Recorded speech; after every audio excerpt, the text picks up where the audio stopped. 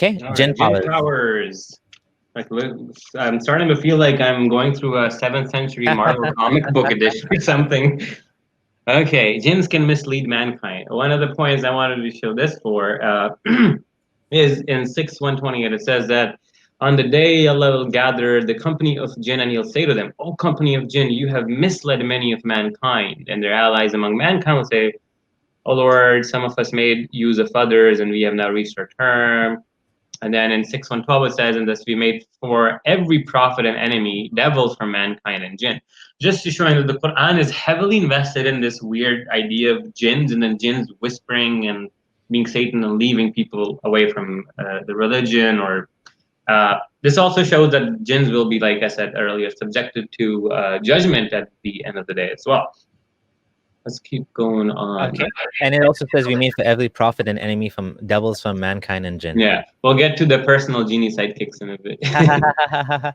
So apparently jinns can make babies cry. Do you want to explain this? Yeah, so this is a very frequently narrated hadith. This is a very small version, but it goes into the details where it adds to this that the only person that didn't cry from the touch of Satan was Isa, Jesus. Yeah, and you know what's hilarious?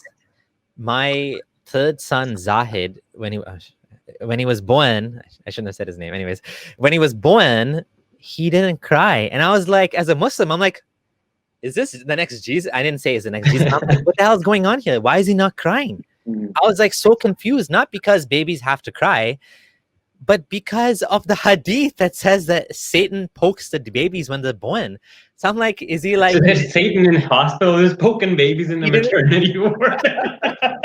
and then when it doesn't happen, like, I was weird, right? I mean, most babies do cry. Eventually he cried, but he didn't cry when he was born. He was just happy. He was smiling, and it's like weird, right? You know? Yeah. Oh man. Oh, so this is an exorcist video we will show you. We did that. We showed that already. We did that already. So what we're gonna go to is this genie construction company. Okay, genies are expert builders, man. Like if you read Surah 34, verse 12 to 13 and 30 and 37, amongst many others. And for Solomon, we subjugated to him the wind. Its journey in the morning was equal to the journey of 1 month, and its journey in the afternoon was equal to the journey of another month. We caused a stream of copper to flow for him, and there were some jinns who worked before him with the leave of his Lord. Whoever of them would deviate from our command would make him face the punishment. They used to make whatever he wished of castles, images, basins as large as tanks, and big cookware. Come on. I mean, it's too funny, dude. Yeah, like, and then the other word says, and it actually says that in the Quran. It used to make pots. Jesus. Like they subjugated all builders and divers. I don't know what he means divers. Were they like going in deep sea diving? I don't know. But if you want to have, why did Zulkarnain not just hire jinns to do this big public? But he wasn't Solomon, right? Because here's the thing. The Quran says that this power, the control of genies, was exclusive to Solomon, and we'll see why Muhammad will use that trick to explain one of his weird experiences, his fist fight with a genie. Anyways, let's go. Teleporting genies. This one doesn't talk about. Unfortunately, I kind of wish we put it now, but Hassan Radwan has a video about the absurd story of Solomon and how when he died, he had like a stick hold himself up so he wouldn't fall down, and like his body is dead. It's probably decomposing, but apparently none of these magical jinns could figure out that he was dead because he had a stick holding himself. Like, how does this make sense? This is in the Quran. It doesn't. These guys can whisper. You can't see them. They can see you. You can't see them. Yet they didn't know the prophet was dead. And so, and why would the prophet need them to do work after he's dead? Like, they should have been gives a break, man. Yeah, if they can, like, here's what I don't understand. If they can get into our brains and whisper thoughts into us, they know that they can detect neural networks and the liveliness if somebody's alive or not. How did they not do it with Solomon? This is just like, if you try to poke holes, you can poke so many holes in these stories. It's absolutely limitless. So the first reference you have here is the Queen of Sheba and the teleporting jinn, and he brought the Yeah. So here, one thing interesting is this mentions, I think, the ifrit. There's a verse that mentions yes, yeah. ifrit directly, the big Ifrit. jinn.